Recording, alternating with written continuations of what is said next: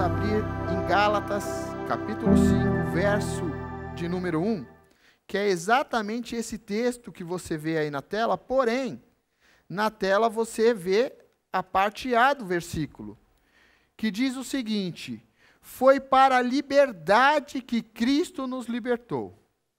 Foi para a liberdade que Cristo nos libertou. Esta é a base dessa série chamada Liberdade. Mas tem uma sequência ao texto, que diz assim: portanto, permaneçam firmes e não se deixem submeter novamente a um jugo de escravidão. O que Paulo está dizendo aos irmãos de Gálatas, da Galácia, ele está dizendo assim: Cristo fez uma obra completa na cruz. Ele te libertou de tudo. Ele te libertou do pecado, ele te libertou da morte, ele te libertou de você mesmo. Ele fez uma obra completa quando ele disse: está consumado. Concluí aquilo para o qual o Pai me enviou. Mas Paulo está alertando os irmãos dizendo: não anule aquilo que Cristo fez por você, se submetendo novamente a um jugo de escravidão. Pergunto a vocês: vocês sabem o que significa jugo? Não é julgo com L, é jugo. Jugo é aquela peça de madeira usada para atrelar bois e carroças ou arados. O seu objetivo, o objetivo de um jugo, é fazer com que aqueles animais avancem na mesma direção e na mesma velocidade. Então, uma peça de madeira é colocada para que haja uniformidade naquele trabalho, naquele arado. Essa palavra ela vem do latim subjugare, que significa submeter ou dominar. Então, um jugo de escravidão é algo que domina. No sentido religioso, jugo é a opressão que uma pessoa carrega quando está dominada pelos seus problemas, como enfermidades, como vícios, como dívidas. O domínio acaba pegando aquela pessoa. E no mundo em que nós vivemos, nós temos recebido um jugo de escravidão chamado alta performance. Preste atenção nisso. Se nós não formos os melhores em tudo que nós fizermos, o mundo diz que nós somos fracassados. É verdade ou não é? A sociedade diz assim: tenha muitos seguidores, ganhe muito dinheiro, tenha o corpo mais lindo do planeta, não se esqueça de ter um sorriso perfeito. Tenha uma família igual às famílias daqueles comerciais de margarina, sabe? Todo mundo sorrindo, uma felicidade plena. Não se esqueça também que você precisa ter um carro zero de alto padrão e nos dias atuais ele já precisa começar, se não é elétrico, ele já precisa pelo menos ser híbrido. Use roupas de grifes renomadas e estude nas melhores instituições de ensino. É isso ou não é que a gente escuta? Agora eu pergunto para vocês: isso é uma realidade tangível, alcançável a todos? Ter a alta performance, desempenhar algo muito bem feito, não tem nenhum erro em si mesmo. Ao contrário, o nosso Pai, o nosso Deus, Ele quer que você e eu sejamos muito bem-sucedidos em tudo que nós fizermos. Ele quer que a gente desempenhe alta performance. Entenda o que eu estou dizendo. O problema está quando isto passa a te dominar. Quando nada está bom. Quando você começa a perseguir isso e inverte os seus valores. Você já não consegue mais descansar, porque você precisa atingir aquela quantia de dinheiro que você estipulou, e não tem problema nenhum em ganhar dinheiro. Mas quando você não consegue descansar, e aí você se torna um cristão, conheceu Jesus, mas a sua família ainda não. E você está ali se empenhando em fazer a sua família conhecer e buscar a Jesus, mas isso demanda um tempo e um processo, e você começa a se sentir exausto. Para isso, a gente vai precisar entender e seguir o conselho que Deus deu a Josué. Josué recebeu de Deus um conselho que diz o seguinte: seja forte e muito corajoso. Tenha o cuidado de obedecer toda a lei que o meu servo Moisés ordenou a você. Não se desvie dela nem para a direita e nem para a esquerda, para que você seja bem-sucedido por onde quer que você andar. Não deixe de falar as palavras desse livro da lei e de meditar nelas de dia e de noite, para que você cumpra fielmente tudo o que nele está escrito. Só então os seus caminhos prosperarão e você será bem-sucedido. Meus irmãos, o segredo do sucesso é a obediência à palavra de Deus. E quando você entende isso e começa a buscar na palavra de Deus, você vai ver que os exemplos que nós recebemos, que podem, não são em si, podem se tornar um jugo de escravidão, na palavra de Deus recebe um sentido inverso. Vou usar os mesmos exemplos que eu citei para você. A sociedade diz assim: tenha muitos seguidores. Jesus disse assim: faça discípulos e o chame de amigos. Amigos não vão ser na mesma quantidade dos seguidores que vocês veem por aí, tá? Jesus, que é o nosso modelo, caminhou com 12. Mas se você não tiver alguns milhares te seguindo, você é um fracassado. Ganhe muito dinheiro. E Jesus diz assim: o meu Pai é o dono de todo o ouro e de toda a prata. E ele diz assim: olhe para as aves dos céus e para os lírios do campo. Eles são supridos pelo Pai Celestial. Tenha o corpo mais lindo do planeta. E a Bíblia diz assim: a beleza exterior é passageira, é temporária. 1 Pedro 3, versículo 3 e 4 diz o seguinte: a beleza de vocês não deve estar nos enfeites exteriores, como cabelos trançados e joias de ouro ou roupas finas. Ao contrário, esteja no ser interior, que não perece, beleza demonstrada num espírito dócil e tranquilo, o que é de grande valor para Deus. Vou repetir, não existe problema nenhum em você ganhar dinheiro, em você querer se vestir bem, em você estudar nas melhores instituições, em você buscar a alta performance em tudo. Mas existe uma grande diferença entre fama e sucesso. Deus não tem compromisso com a nossa fama. Você vai ver muita gente famosa falida.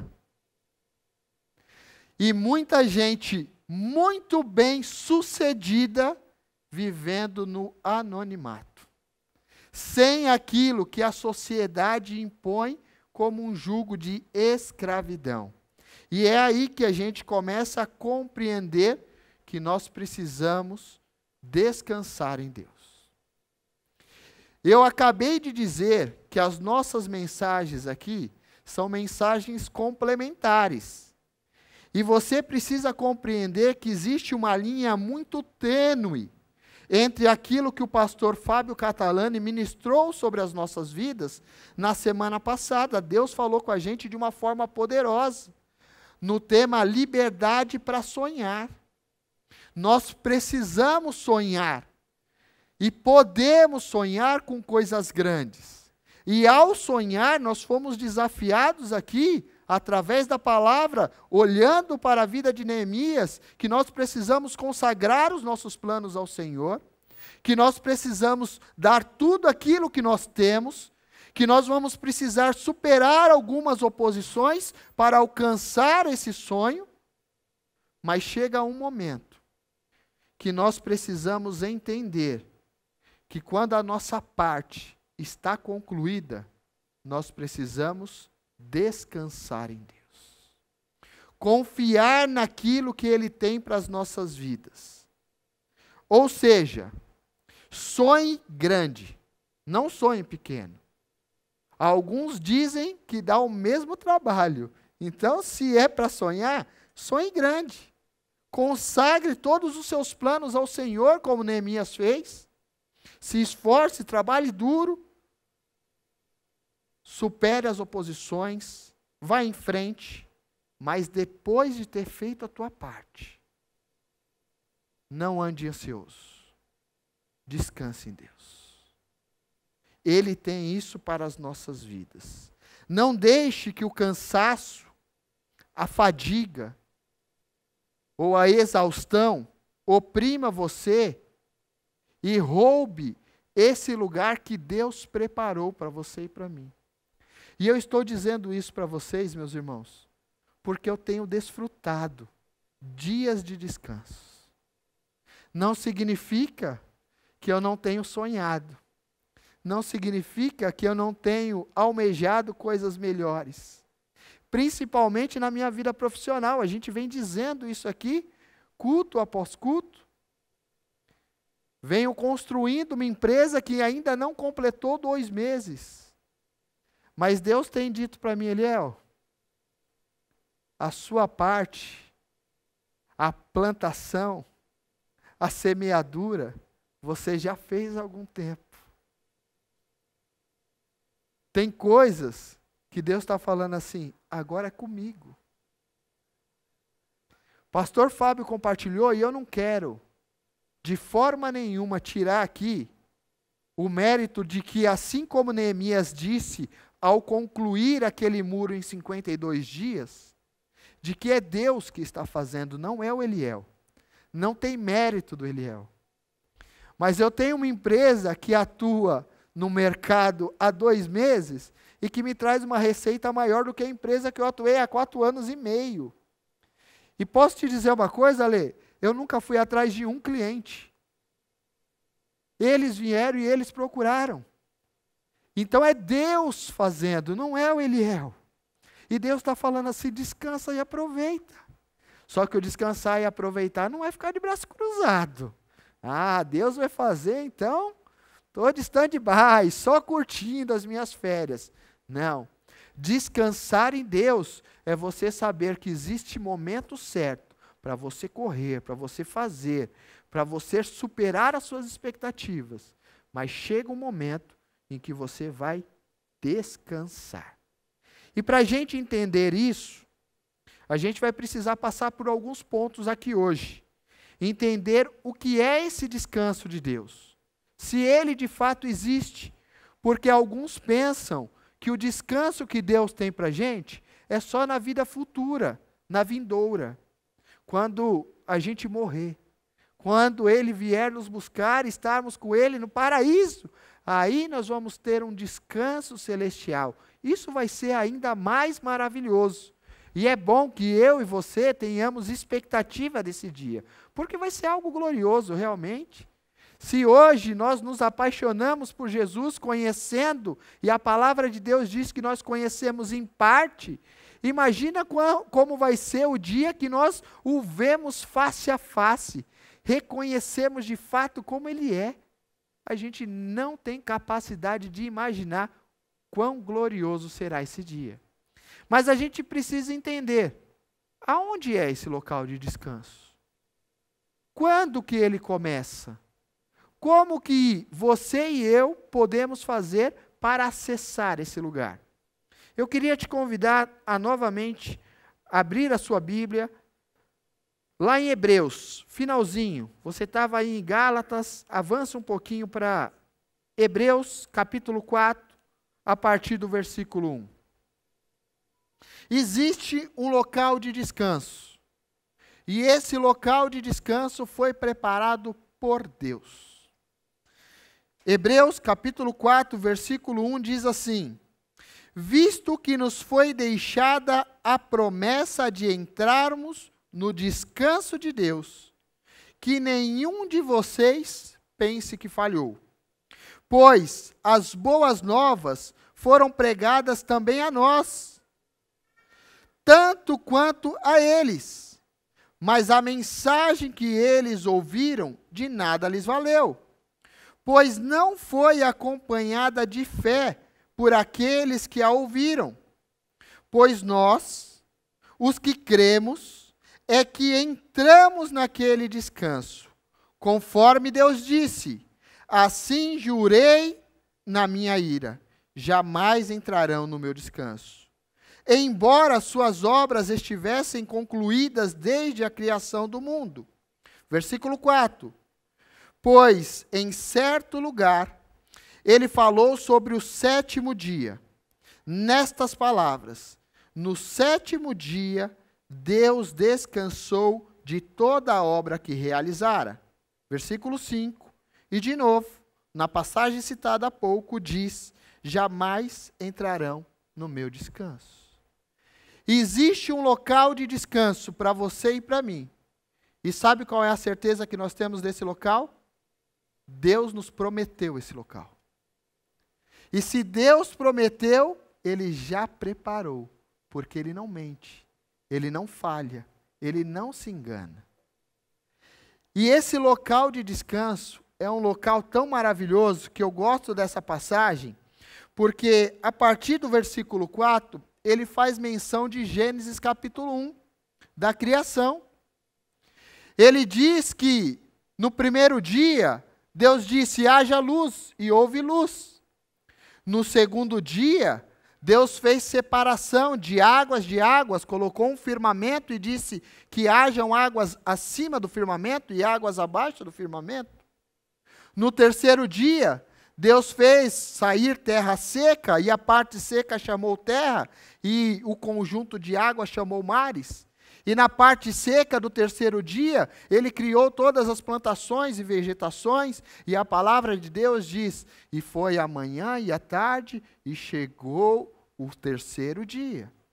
No quarto dia, Deus estabelece os grandes luminares.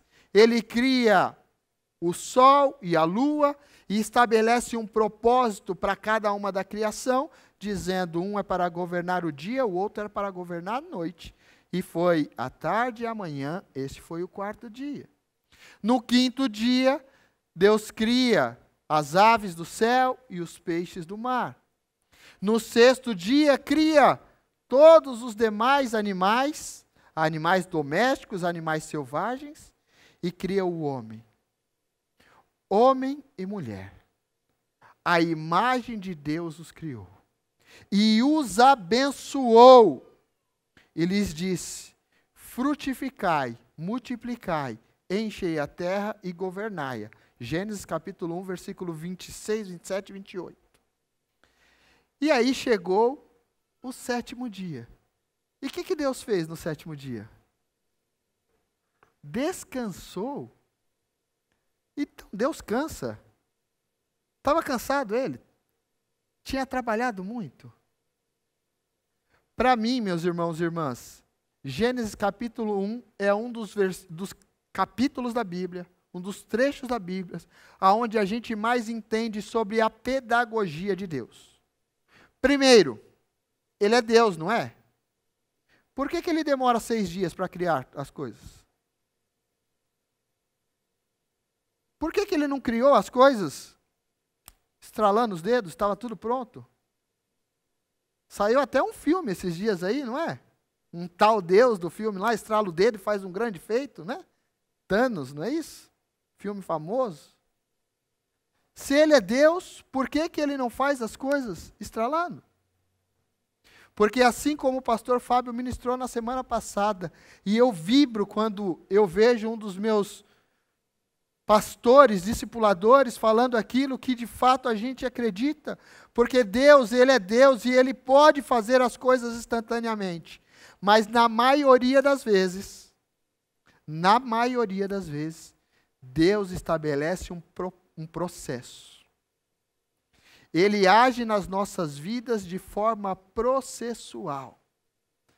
Então Ele cria algo no primeiro dia, Ele cria algo no segundo dia, e depois de ter feito a parte dele, descansou. E o seu objetivo aqui hoje não é aprender de Deus e imitá-lo? Então aprenda que depois de fazer a sua parte, Deus descansa. Abra sua Bíblia, por favor, no livro de Isaías, lá no Antigo Testamento, porque uma das coisas que nos faz não entrarmos nesse descanso é não conhecermos quem Deus é. Isaías, capítulo 40, a partir do verso 18, ele nos faz refletir sobre esse Deus que nos ensina de forma pedagógica o seu estilo de gestão, o seu estilo de vida, aquilo que Ele estabeleceu para nós. Isaías, capítulo 40, verso 18, começa com uma pergunta: com quem vocês compararão Deus? Com quem vocês compararão Deus? Como poderão representá-lo? Com uma imagem que artesão funde e que ourives cobre de ouro, e para a qual modela correntes de prata?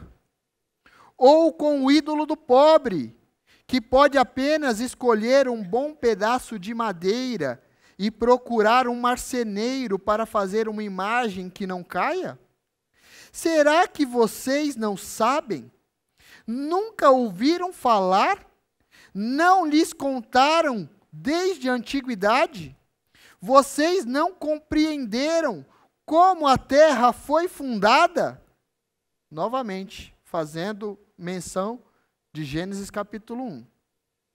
Ele se assenta no seu trono, acima da cúpula da terra, cujos habitantes são pequenos como gafanhotos. Ele estende os céus como um forro e os arma como uma tenda para neles habitar. Ele aniquila os príncipes e reduz a nada os juízes desse mundo. Mal eles são plantados ou semeados, mal lançam raízes na terra, Deus sopra sobre eles e eles murcham. Um redemoinho os leva como palha. Com quem vocês vão me comparar? É Deus perguntando. Quem se assemelha a mim? Pergunta o santo. Verso 26. Ergam os olhos e olhem para as alturas. Quem criou tudo isso? Aquele que põe em marcha cada estrela do seu exército celestial e a todas chama pelo nome. Tão grande é o seu poder e tão imensa a sua força, que nenhuma delas deixa de comparecer. Por que você reclama, ó Jacó? Por que se queixa, ó Israel? O Senhor não se interessa pela minha situação? O meu Deus não considera a minha causa? Eu não posso descansar porque Deus não está olhando aquilo que eu gostaria, que eu precisava. Então eu tenho que correr atrás. Será que você não sabe? Nunca ouviu falar? O Senhor é Deus eterno, o Criador de toda a terra. Ele não se cansa e nem fica exausto. Sua sabedoria é insondável. Ele fortalece o cansado e dá vigor ao que está sem forças. Até os jovens se cansam e ficam exaustos, e os moços tropeçam e caem. Mas aqueles que esperam no Senhor renovam as suas forças, voam altos como águia, correm e não ficam exaustos, andam e não se cansam. Meu irmão e minha irmã, você tem algo grandioso que você quer muito, que Deus colocou no seu coração. Mas discirna, entenda, compreenda o momento em que você deve atuar e o momento que você deve descansar. Permita-se descansar, porque se você ficar cansado, se você ficar exausto, se você ficar fadigado, quando a bênção chegar, você não vai desfrutar. Você vai estar tão cansado que você vai falar, nossa, chegou tarde demais. Não podia ter chegado no mês passado? Seria tão bom se chegasse no primeiro semestre. É a palavra de Deus, meu irmão. É a palavra de Deus, minha irmã. Existe um local de descanso para você e para mim, preparado por Deus. E Deus está contigo nesse processo. Não permita que a ansiedade, que a vontade de ver a coisa acontecer, roube de você o melhor que Deus pode nos dar, que é a paz que excede todo entendimento. Como que eu faço para acessar esse lugar, então? Como que começa? Volta lá para Hebreus, por favor. No capítulo 4 ainda, sequência daquilo que a gente estava lendo. Hebreus 4. Agora versículos 6 e 7. Hebreus capítulo 4, verso de número 6 diz o seguinte: portanto, resta entrarem naquele descanso. Portanto, resta entrarem alguns naquele descanso. E aqueles a quem anteriormente as boas novas foram pregadas, não entraram, por causa da desobediência. Por isso Deus estabelece outra vez um determinado dia, chamando-o, como que está escrito aí? Quando começa o descanso? O descanso começa hoje. Ao declarar, muito tempo depois, por meio de Davi, de acordo com o que fora dito antes: se hoje vocês ouvirem a sua voz, não endureçam o seu coração. A vida cristã, meus irmãos, ela pode ser desfrutada, como uma canção do pastor Ademar de Campos que diz: venha o céu na terra.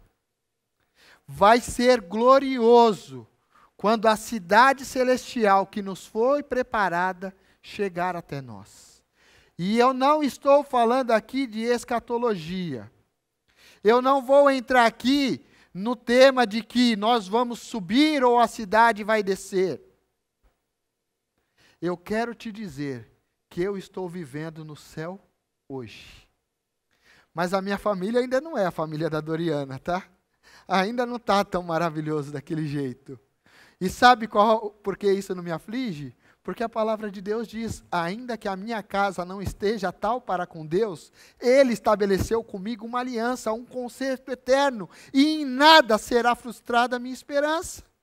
Então, ainda que a minha casa não esteja do jeito que eu imagino que fosse o ideal, eu estou ali me empenhando. Chega um momento que eu vou só descansar.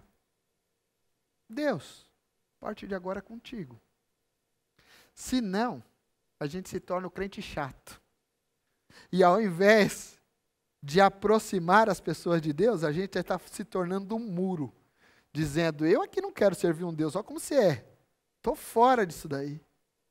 Aprenda a descansar em Deus.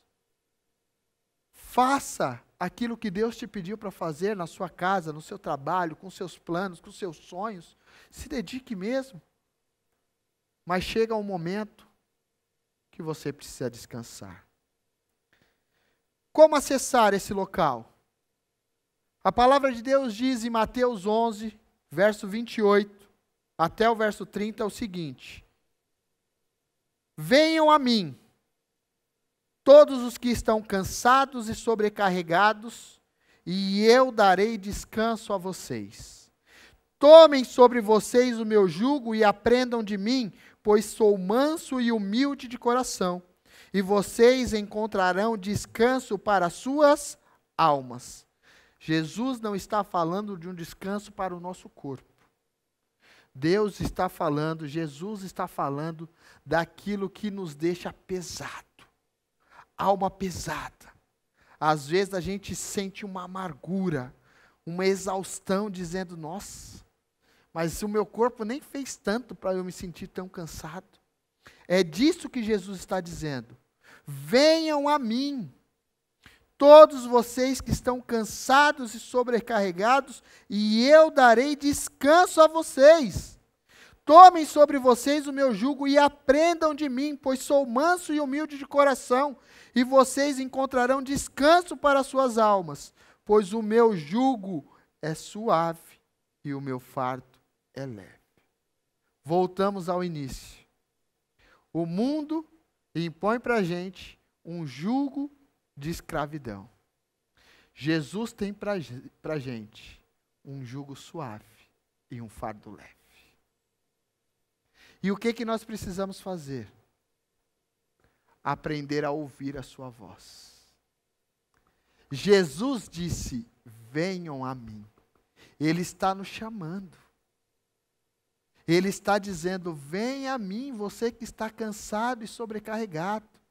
Você que há 20 anos tem orado pela conversão do seu marido, da sua esposa. Você que há 30 anos tem orado para que o seu filho tenha um encontro com Jesus. Você que está se dedicando tanto com a sua empresa ou lá no seu trabalho, esperando uma promoção. Aprenda a ouvir a voz de Deus. Aprenda a ouvir Jesus dizendo, ó, você está cansado. Vem aqui. Eu vou trocar de jugo com você. Esse fardo pesado, esse jugo pesado, eu tomo sobre mim na cruz do Calvário. Leva o meu. Ele é suave e leve. Descansa na presença de Deus. 1 João, versículo 5, verso 3. Porque nisso consiste o amor de Deus, em obedecer aos seus mandamentos. E os seus mandamentos não são pesados. Eu disse isso quando ministrei aqui, quando a gente fazia a referência ao Setembro Amarelo. Liberdade para viver. Se está pesado, meu irmão e minha irmã, não é de Deus. Eliel, você é louco falar isso de púlpito? Sou louco não. Leio a Bíblia. Se não tivesse escrito nada, a gente poderia interpretar da forma que a gente quisesse. Mas Jesus está dizendo, eu tenho um jugo suave e um fardo leve para você. Obedecer os meus mandamentos não são pesados. Aprenda a ouvir aquilo que Jesus pede para você. Pare de se submeter a um jugo de escravidão, pois foi para a liberdade que Cristo te libertou. O mundo vai tentar nos escravizar, meus irmãos. O mundo vai tentar colocar esse jugo pesado, dizendo, vocês são fracassados, vocês não têm fama. Pouco importa a fama. Eu quero ser bem-sucedido na minha casa. Eu quero ser bem-sucedido entre os meus amigos.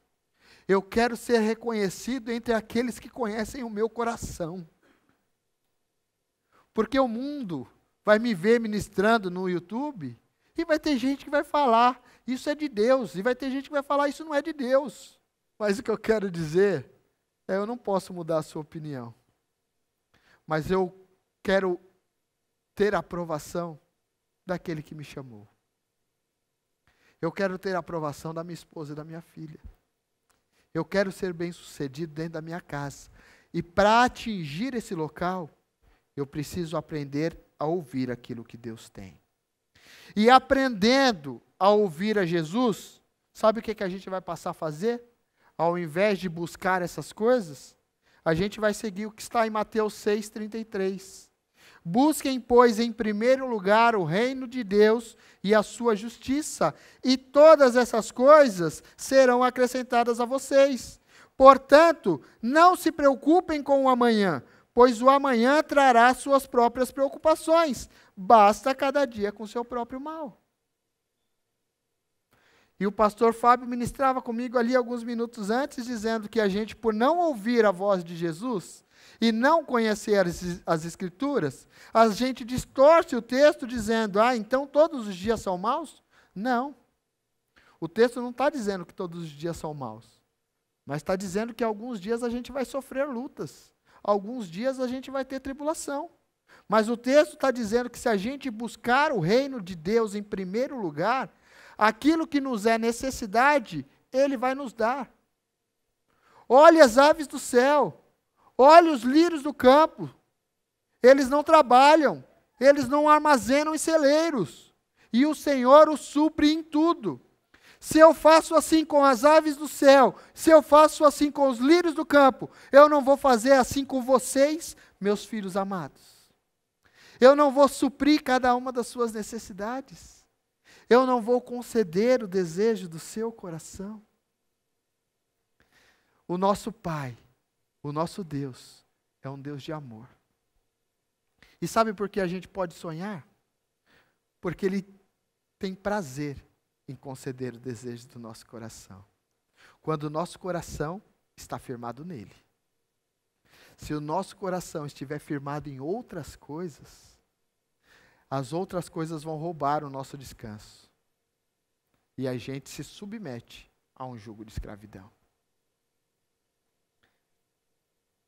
Entenda qual é o padrão do reino de Deus. Você vai buscar o reino de Deus em primeiro lugar, não vai? E quando você buscar o reino de Deus em primeiro lugar, Romanos 14, 17 diz assim, pois o reino de Deus não é comida e nem bebida. Não é coisa transitória ou passageira. O reino de Deus é justiça, paz e alegria no Espírito Santo. Você vai começar a buscar a justiça de Deus. E quem é a justiça de Deus? É Jesus, que na cruz do Calvário pagou o preço do seu e do meu pecado. Por isso que nós fomos feitos justiça de Deus. Porque o salário do pecado é a morte. E eu e você não estamos mortos porque Jesus morreu em nosso lugar. Então o descanso que Deus preparou para você e para mim está escondido em Jesus. É nele que nós vamos descansar. É na obra que Ele fez que nós vamos descansar. É reconhecendo que se Deus não poupou o seu próprio Filho, o seu único Filho, não nos dará juntamente com Ele e de graça todas as demais coisas? Por que você está se preocupando, meu irmão? Por que você está se preocupando, minha irmã? Descansa em Deus. Receba o refrigério que Ele tem para a sua vida. Jeremias 29, 13 diz assim, vocês me procurarão e me acharão quando me procurarem de todo o coração. Eu me deixarei ser encontrado por vocês, declara o Senhor, e os trarei de volta do cativeiro. Jesus está dizendo, busque o reino de Deus em primeiro lugar. E Jeremias está nos revelando que quando a gente busca de todo o nosso coração, a gente encontra. Porque Ele está se deixando ser achado. Se deixando ser encontrado. E para encontrarmos, Ele diz assim, eu vou te tirar de um jugo de escravidão. Você vai viver em liberdade. Um texto tão conhecido, meus irmãos. Salmo 91, versículo 1 e 2 diz assim, aquele que habita no abrigo do Altíssimo e descansa à sombra do Todo-Poderoso, pode dizer ao Senhor, tu és o meu refúgio e a minha fortaleza, o meu Deus em quem confio. O descanso que nós temos direito está à sombra do Onipotente. Está debaixo das asas do Todo-Poderoso. É em Jesus. Descanse em Jesus.